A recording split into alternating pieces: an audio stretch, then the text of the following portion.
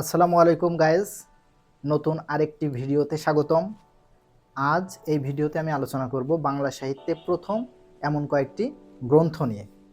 যেমন যদি বলা হয় যে ইতিহাস ভিত্তিক বাংলা সাহিত্যের প্রথম গ্রন্থ কোনটি, ইতিহাস নির্ভর প্রথম গ্রন্থ কোনটি, এটা কিন্তু পরীক্ষাতে এসেছে। বঙ্গভাষা ও সাহিত্য, এটার লেখককে দীনেশচন্দ্র সেন।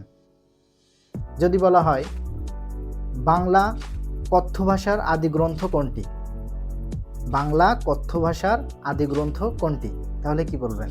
এটি হচ্ছে কৃপা শাস্ত্রের অর্থভেদ।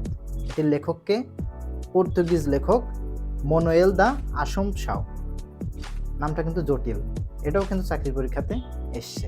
এরপর যদি বলা হয় যে বাংলা ভাষার প্রথম ব্যাকরণ কে রচনা করেছেন এবং সেটার নাম কি, এটা হয়তো অনেকে জানেন, গৌড়ীয় ব্যাকরণ, এবং এটার রচয়িতা হচ্ছে রাজা রামমোহন রায়। এখন যদি বলা হয় যে বাংলা সাহিত্যের প্রথম ভ্রমণ কাহিনীর লেখক কে, জানেন? পালামো। এই পালামোটা লিখেছেন কে? বঙ্কিমচন্দ্রের ভাই সঞ্জীবচন্দ্র। জানেন যে সঞ্জীবচন্দ্র এবং বঙ্কিমচন্দ্র দুইজন ভাই ভাই। বঙ্কিমচন্দ্র ছিল বাংলা উপন্যাসের জনক এবং সঞ্জীবচন্দ্র ছিল বাংলা ভ্রমণ কাহিনী বিষয়ক গ্রন্থের জনক।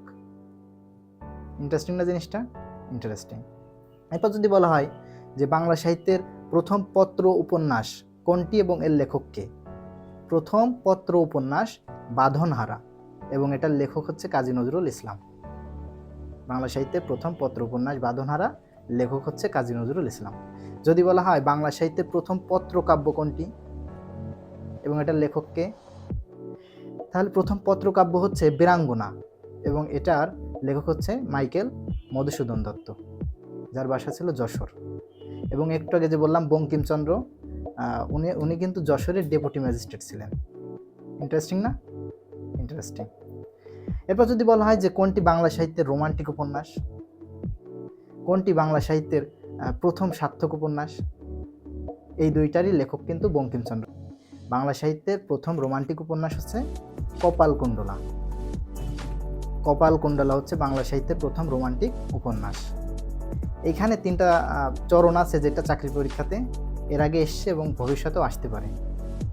প্রদীপ নিভিয়া গেল, পথিক তুমি পথ হারাইয়াছ, তুমি অধম তাই বলিয়া আমি উত্তম হইব না কেন। এই যে তিনটি চরণ বললাম, এই তিনটা লাইনই মূলত এই কপালকুণ্ডলা থেকে নেয়া। এবং প্রথম সার্থক উপন্যাস যেটা বললাম বাংলা সাহিত্যে, সেটা কোনটা? সেটা হচ্ছে দুর্গেশ নন্দিনী। এটারও লেখক হচ্ছে বঙ্কিমচন্দ্র। এখান থেকে চরিত্রগুলো চাকরি পরীক্ষাতে আসে। তাহলে যদি পরীক্ষা আসে যে বাংলা সাহিত্যের প্রথম উপন্যাস কোনটি এবং কে লিখেছেন, উপন্যাস প্রথমত লেখার চেষ্টা করেছে প্যারীচাঁদ মিত্র। তার উপন্যাসের নাম ছিল কি? আলালের ঘরের দুলাল।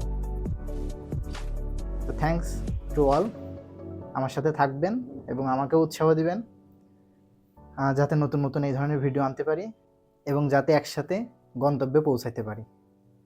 আসসালামু আলাইকুম।